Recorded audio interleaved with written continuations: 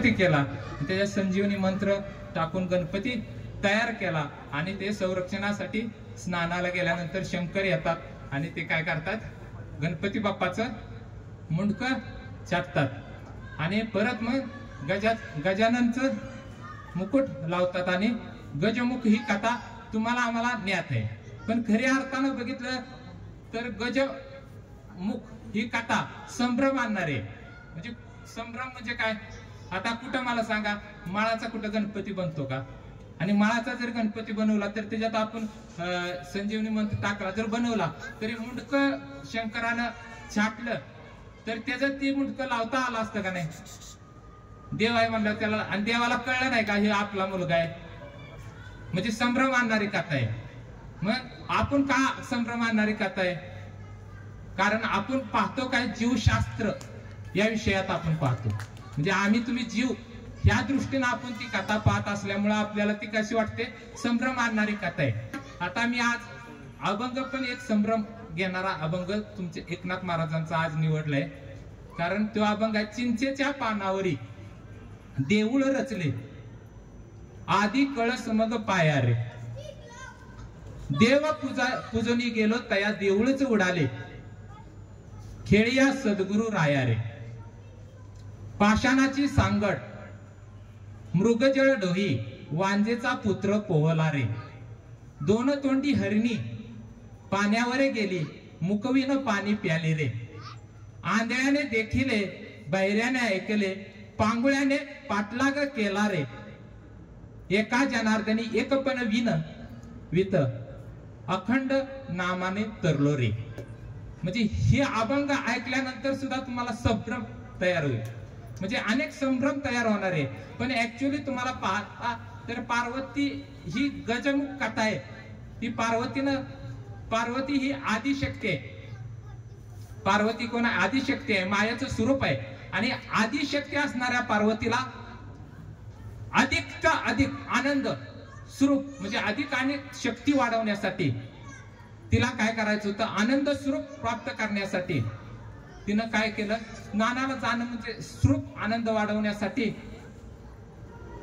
काय केला, मल म्हणजे काय, मल काढला. म्हणजे खऱ्या अर्थानं बघितलं तर मन आडवं येत होतं. म्हणजे एखादं जर अहंकार म्हणजे एखादं पाणी स्वच्छ पाणी असेल तर स्वच्छ पाण्यामध्ये मंद वारा आला तरी त्याच्यावर तरंग येतात, आणि जोरात वारा आला तरी त्याच्यात तरंग येतात.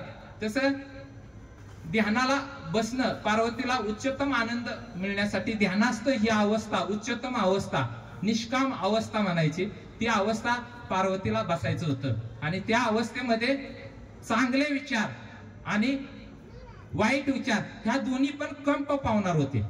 म्हणजे शिव विचार आणि वाईट विचार हे दोन्ही सुद्धा येणार होते. मग जसे स्वच्छ पाण्यामध्ये प्रतिबिंब आपल्याला दिसायचं असेल तर त्याच्यात जर वारा मंद वारा आला किंवा गतीनं आला किंवा एखादी ज्योत असेल, या ज्योतीला जरी थोडा वाराही झाला तरी ज्योत काय होते, हालते. तसं निष्काम अवस्था, उच्चतम पार्वती ध्यानास्थ बसण्यासाठी उच्चतम अवस्था म्हणजे ध्यानास्थ अवस्था करण्यासाठी शिवविचार म्हणजे काय तर चांगले विचार सुद्धा अडथळे आणतात आणि वाईट विचार सुद्धा अडथळे आणतात. मग अशा वेळी मन काय करत होतं, अडथळा निर्माण करत होतं.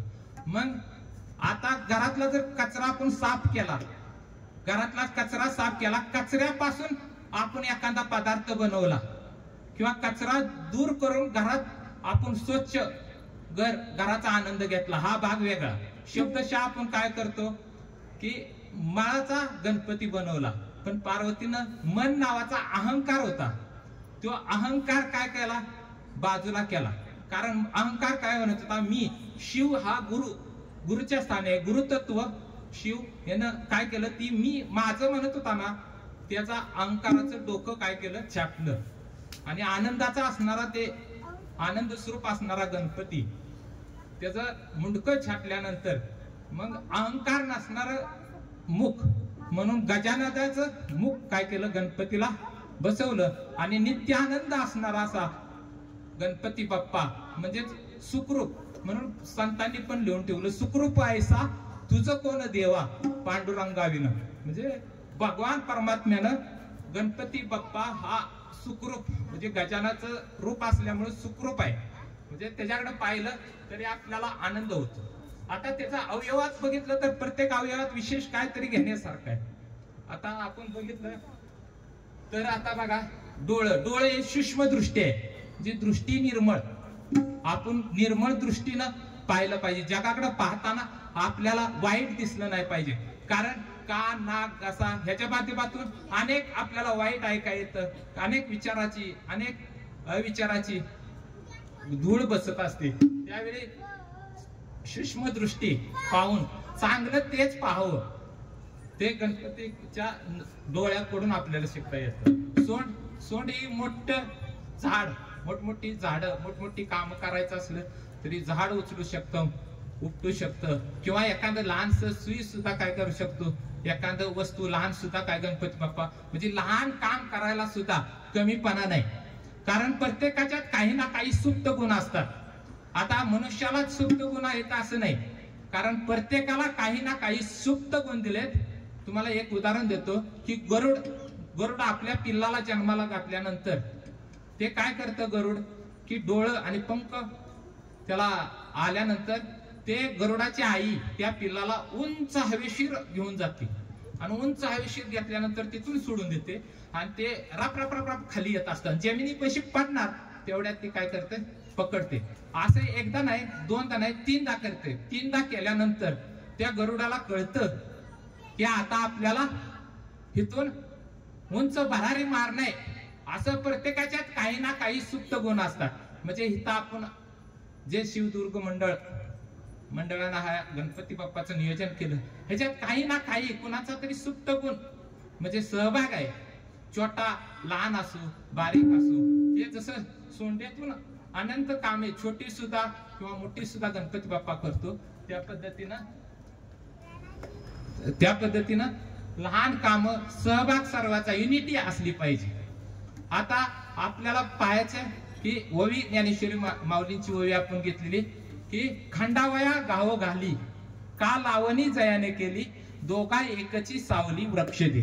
संत महात्मे इथं अवतरतात कशासाठी, तर फक्त उपकारासाठी, कारण जगाच्या उपकारासाठी, फक्त त्यांचा उपकार संत